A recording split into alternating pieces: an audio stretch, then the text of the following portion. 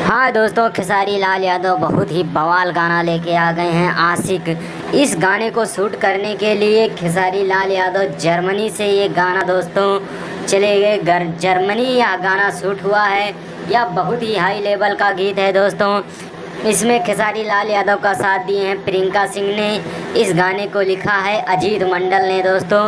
यह गाना इतना हाई लेवल का है कि जिसका जवाब नहीं, दो घूंट से भी ज़्यादा हाई लेवल होने वाला है यह गीत दोस्तों। क्योंकि यह इस गीत के लिए खेसारी लाल यादव स्पेशली जर्मनी से यह गाना शूट हुआ है दोस्तों। वहाँ का माहौल कितना अच्छा होता है और वहाँ का वीडियो कितना अच्छा लगता है दोस्तों। आप लोगों को खेसारी लाल यादव इसी वीडियो में पूरा जर्मनी घुमा देंगे, क्योंकि खेसारी लाल यादव का यह गाना बहुत ही हिट होने वाला है दोस्तों। खेसारी लाल का यह गाना जो है बहुत ही हाई लेवल का है। इसे दर्शक खूब पसंद भी करेंगे दोस्तों। यह 11 जनवरी सुबह में आएगा दोस्तों। आप लोगों को इंतज़ार रहेगा। 11 जनवरी सुबह 7 बजे में यह गाना आएगा। आप लोगों तक जल्द से जल्द पहुंचा दिया जाएगा दोस्तों।